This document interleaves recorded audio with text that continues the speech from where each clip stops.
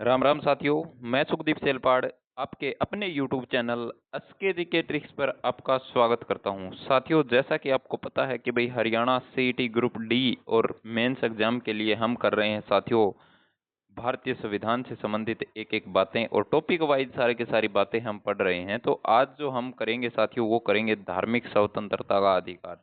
और साथियों, मौलिक अधिकार हमारा टॉपिक है वो चल रहा है, तो मौलिक अधिकार है वो आज हमारा टॉपिक पूरा कंप्लीट कर देंगे। अगर आप हमारे चैनल पर नए हो तो साथियों सबसे पहले आप हमारे चैनल को सब्सक्राइब जरूर कर दीजिए और साथ में बेल आइकन दबा दीजिए और डिस्क्रिप्शन में लिंक है टेलीग्राम चैनल का, वहां भी जुड़ जाइए क्योंकि वहां पर आपको ये पीडीएफ भी उपलब्ध करवाई जाती है।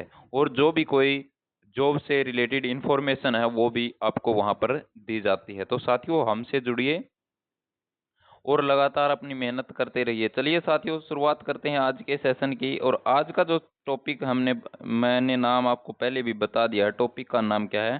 टॉपिक का नाम है साथियों धार्मिक स्वतंत्रता का अधिकार। क्या है? धार्मिक स्वतंत्रता का अधिकार।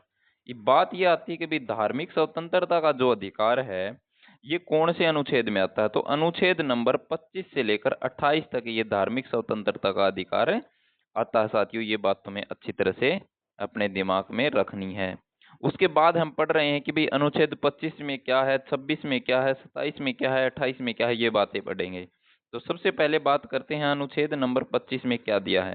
तो 25 में दिया गया है अंतःकरण आदि की स्वतंत्रता। ठीक है, आपसे पूछेगा भी अंतःकरण की स्वतंत्रता किस अनुच्छेद के अंतर्गत है। तो अंतःकरण की जो स्वतंत्रता है वो अनुच्छेद नंबर 25 में आपको दी गई साथियों। उसके बाद मैं बात करता हूँ अनुच्छेद नंबर 26। आर्टिकल 26 हमें क्या कहता है? आर्टिकल 26 हमें कहता है कि भी धार्मिक कार्यों के प्रबंध की प्रबंधन की जो स्वतंत्रता है वो, अगर मतलब कोई भी भाई धार्मिक कार्य है उसके प्रबंधन की जो स्वतंत्रता है ये कौन सा अनुच्छेद कहता है? तो ये अनुच्छेद कहता है अनुच्छेद नंबर 26 साथियों।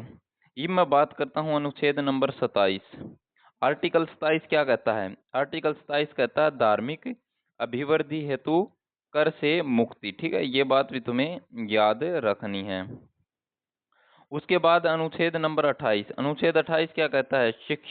संस्थानों के बारे में स्वतंत्रता। ठीक है, देखिए हमने क्या क्या पढ़ा। अनुच्छेद 25 में क्या कहा भाई? अंतःकरण आदि की स्वतंत्रता। ठीक है, उसके बाद हमने पढ़ा भाई अनुच्छेद 26। इसमें क्या कहा है? धार्मिक कार्यों के प्रबंधन की स्वतंत्रता। ठीक है, उसके बाद हमने पढ़ा भाई अनुच्छेद नंबर 27। अनुच्छेद नंबर 27 जो है वो हमें क्या कहता है? तो वो हमें कहता है धार्मिक अभिवृद्धि हेतु कर से मुक्ति। ठीक है, और अनुच्छेद 28 अभी हमने पढ़ा, इसमें क्या है? शिक्षण संस्थानों के बारे में स्वतंत्रता। तो अब हम आगे पढ़ने वाले हैं साथियों सांस्कृतिक और शिक्षा संबंधी अधिकारी।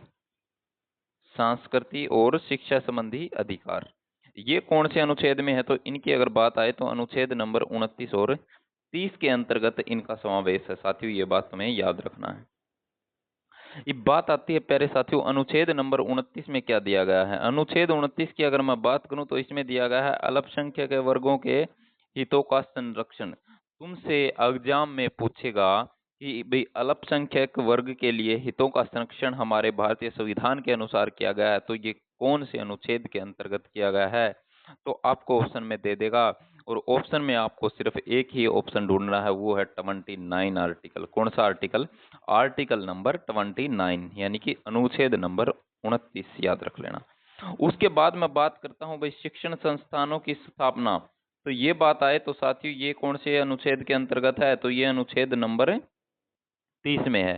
किसी भी शिक्षण संस्थान की आप स्थापना कर सकते हैं। तो साथियों ये सारा की सारी चीज किस में है? ये अनुच्छेद नंबर 30 में है। कौन से में है?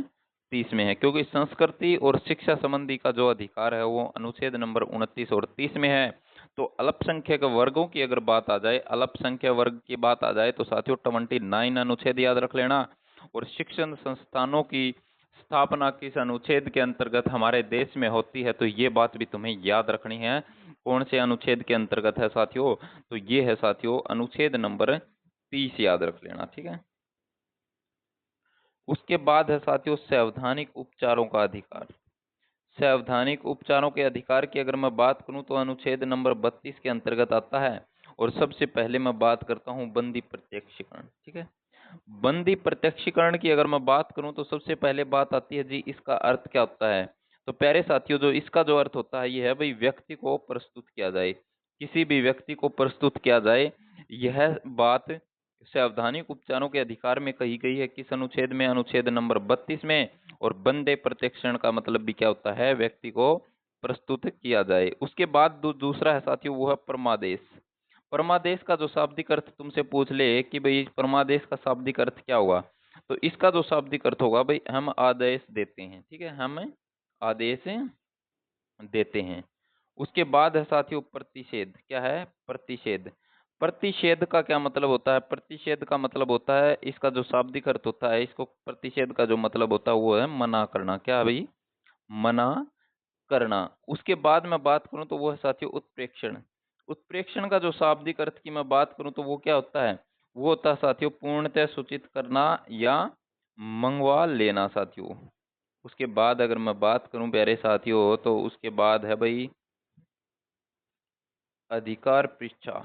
इसका जो शाब्दिक अर्थ है वो क्या होता है, तो इसका जो शाब्दिक अर्थ है वो है आपका प्राधिकार। आपका प्राधिकार क्या है, ये किसका शाब्दिक अर्थ है, अधिकार पृष्ठा का शाब्दिक अर्थ है साथियों। तो साथियों उम्मीद करता हूँ आज की ये छोटी सी क्लास हमारी आपको अच्छी लगी होगी। हमने एक एक करके सारा के सारे क्या पढ़ लिए हैं साथियों, मौलिक अधिकार कंप्लीट कर दिए हैं। तो मौलिक अधिकारों की अगर पिछली वीडियो आपने नहीं देखी है तो वो भी जरूर जाकर आप हमारे चैनल पर देख सकते हो। वो हमने पीडीएफ वो हमने क्या है हमारे यूट्यूब चैनल पर प्लेलिस्ट में डाल रखे हैं। उसमें पॉलिटिक्स साइंस के नाम से एक प्लेलिस्ट है साथियों, भारतीय संविधान, वहाँ पर आप इसको देख सकते हैं। सारा की सारी चीज़ें एक एक करके हमने बेहतरीन तरीके से करवाने की कोशिश करी है। और जो अगला जो हमारा टॉपिक होगा साथियों वो हम करेंगे मूल कर्तव्य। क्या करेंगे, मूल कर्तव्य साथियों। सारा की सारी चीजें एक एक चीजें बहुत ही बारीकी से पढ़ेंगे साथियों, ताकि एग्जाम में आपको किसी भी प्रकार की कोई दिक्कतें ना हो। तो चलिए साथियों आज के सेशन की यहीं पर समाप्ति करते हैं, कल करेंगे एक और बेहतरीन टॉपिक। तब तक आप अपनी तैयारी बेहतरीन तरीके से करते रहिए, सभी विषय अपने साथ में लेकर चलिए साथियों।